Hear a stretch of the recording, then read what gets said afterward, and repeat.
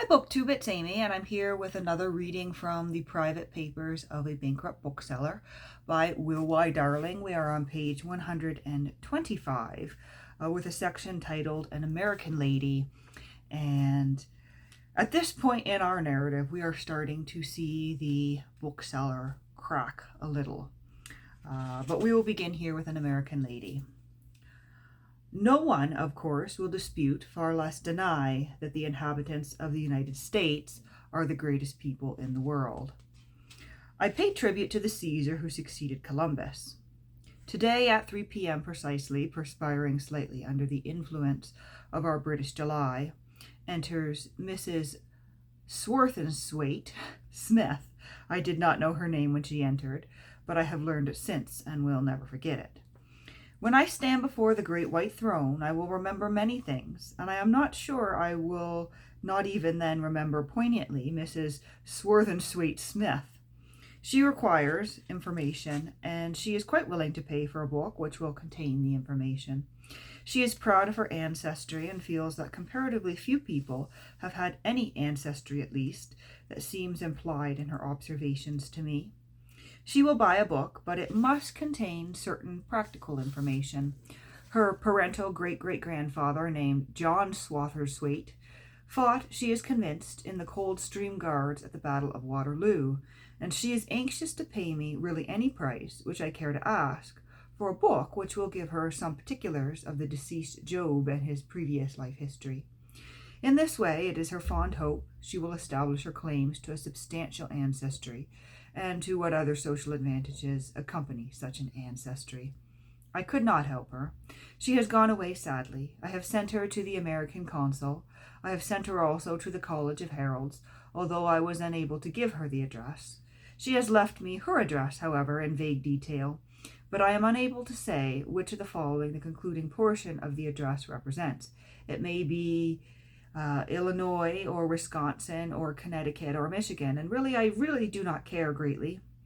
I think it was Nerissa in The Merchant of Venice who said that her little body was wearied of this great world. God knows I am weary. And the next section here is titled The Everlasting Yea. People ask me such astonishing questions, but I like it. For instance, a customer, a bank manager, asked me what I thought of business. I see so little of it that I had no difficulty in replying. Then he went on to talk about how bad things were. The country is on the edge of bankruptcy, a sharp experience for any country's spending power is in the hands of women, and no one is saving it all.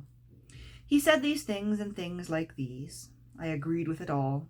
I said, yes, it is a fact. You are quite right. That's very true. Of course. Certainly. That's obvious. Indisputably. Emphatically. Assuredly. We had quite a long talk, and I emerged feeling like one who has communed with a great positive mind. I was an affirmative. I had pronounced the almost everlasting yea in every conceivable sort of way. And the next section is titled Bad Trade. The steak which I buy and grill for myself seems 100 times sweeter to my palate than that which I get at the gilded and candle-shaded table-decorated restaurant in the square. How is it? Do I prefer my own? Is that the reason why I sell fewer books? Because men prefer their own thoughts? A poor thing, but my own, is the most powerful justification of thrift. But thrift among book buyers is bad trade for me. I must eat my steak more frequently at the restaurant. The manager is a reader of books, and it will encourage him. Is it not written, there is that scattereth, and yet increaseth? And there is that withholdeth more than it meet, but it tendereth to poverty. And the next section is titled War Books, a voice from the past. These war books send me to my old papers and oddments, which I brought home, my only loot, from the war. I used to carry odd papers and cuttings in my steel helmet. It was too big for me, and I padded out the roof in this way. How creased and greased they are. The Times broadcasts were good. I had quite a lot of them, and it is a pleasure to see Methuen republishing them under the editorship of Geoffrey Dawson. What some soldiers read is more readable than what some soldiers wrote. There was a lot of writing during the war, which seems to have been lost. The poems of the Grenvilles, for example, were only typical. John Lane published a book by E.B. Osborne called The New Elizabethans, which contains much that must be reprinted. Tom Kettle is in it, and that lovely sonnet, To My Daughter Betty, is printed with the memoir. Alan Seeger, too, although his best poem, as I think, I Have a Rendezvous with Death at Some Disputed Barricade, is not printed. Then there are Harold Chapin, Dixon Scott, Donald Hankey, and several others. They all, or nearly all, wrote things worth reading, which is more than I can say of some of the things I am selling just now. The faculty for writing was born for many of us in the war. I did a little and achieved print in journals such as The New Age and the Daily Express, but they were disconnected pieces. The moments were few in spite of the timeless idleness, which was the lot of infantrymen holding the line. My sonnet on flies, which the New Age published, I wrote in front of the Arras. I remember Clump, Cross, and Crisp and Cling trenches, and will never forget them. They are off the map now, happily ploughed in or built upon, but they are photographed on my memory as long as I live. The cutting from the paper is among my headlinings, and it is a good reminiscence. Flies. More flies than I have ever seen, flies black and red and bottle green, gray flies that hum, blue flies that hop, and flies that in the food come flop, flies that live by stagnant places, flies that feed upon our faces, flies that line the sides of trenches, flies that live and move in stenches. The flies that live through all the rain and come before the sun again, the flies that buzz, the flies that crawl, ugh, these I hate the worst of all. I've seen them thick on dead men's eyes. I hate these tame, these loathsome flies. It came out hot after the rain, and how they crawled, these flies, slow, leaden-footed like drunken bees, over the shiny, red, brown, gray faces of the dead. The early books were perhaps too light-hearted. Ian Hay's First 100,000 is an example, though it only reflected the high spirits of that wonderful Scottish division in which he served. I saw them often in France. The same lot inspired Andrew Morose's book, a customer told me, The Silence of Colonel Bramble, which I am pleased to see that Lane are doing in their weekend library. One of my favorites is the Omnibus Mottram, particularly the short sketch at the end, The Stranger. I defy anyone who served as an infantryman to resist the twisted English humor on page 799. He is not so far wrong. The post-war visitor to the battlefields is in an estimate and fancies he hears the shuffling of feet, the murmur, the grating of heavy boots, and rifle butts on the cobbles, just as though his platoon were standing easy, waiting the order to move. He is not so far wrong. They are waiting for him. They are waiting, properly at ease, in the drill book phrase, if ever men were. Without even reading the little notice board of the Graves Commission, he leans on the fence of the little cemetery and scans the names, a mixture of all sorts gathered from one of those last actions in the field below.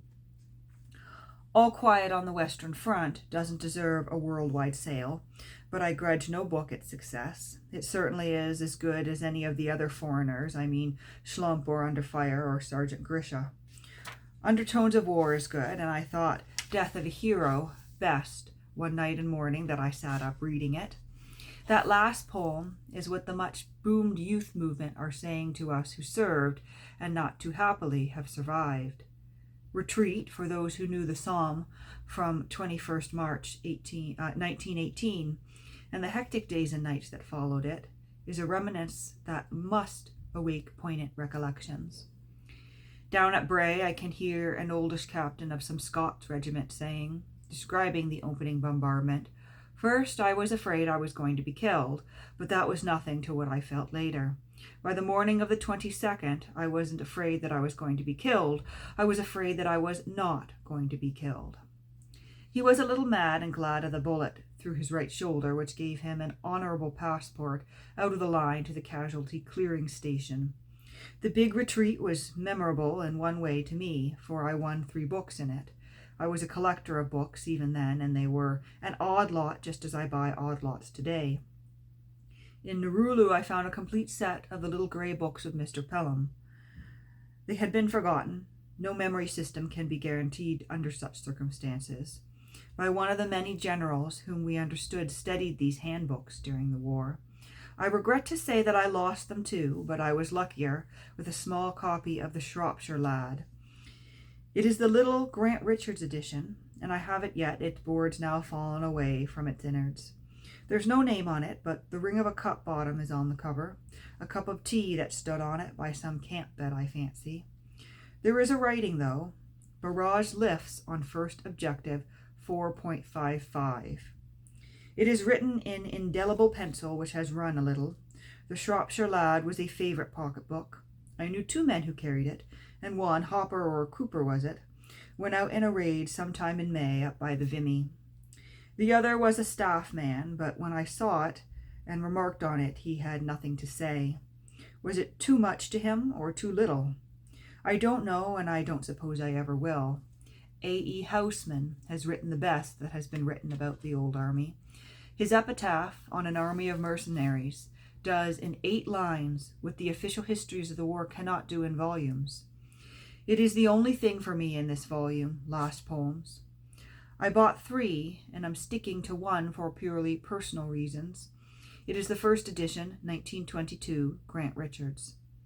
The new armies may find a like noble utterance in poems by Alexander William Maher, published by Oliver and Boyd of Edinburgh, at the same price as Last Poems.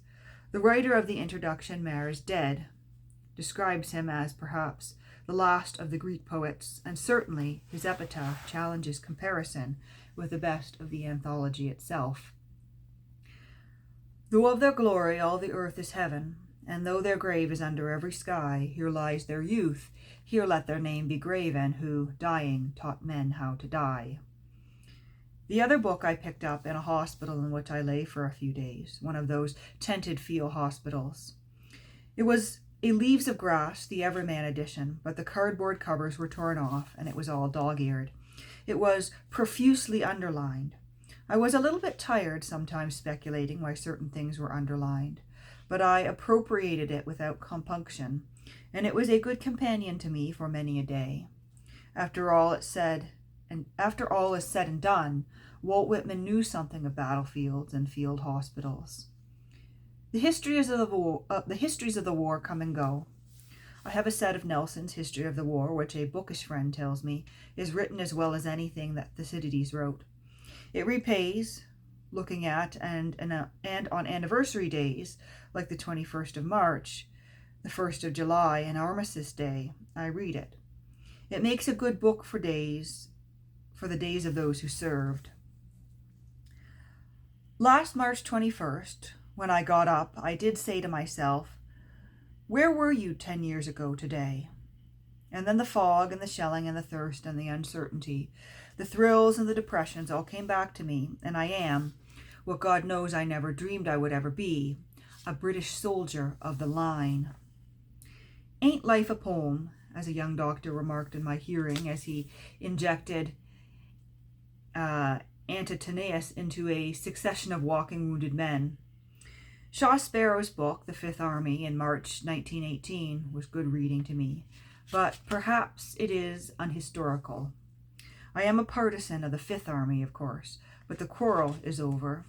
We were the bait that lured Lurfendorf to ultimate destruction, and if others caught the big fish, we will be sporting enough to wish them joy of their catch. We know about it all. We know, we who lived in, God willing, they who died. It would be intolerable for those who died not to know, I suddenly think. But Nietzsche demands from the pre-war depths, why should not life be intolerable? The Prussian has conquered. And we'll read one last section here, which is titled Real Soldiers. I heard a story of a picture which appeared in Punch during the war.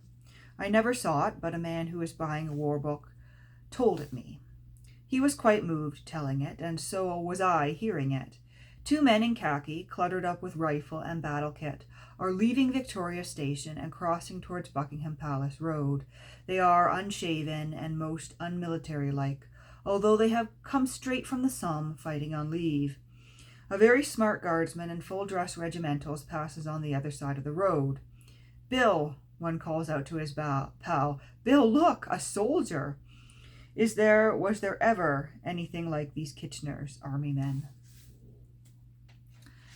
And we will leave it at that for today. The next section is titled Strategy, followed by Trade Books, followed by When I Am Dead.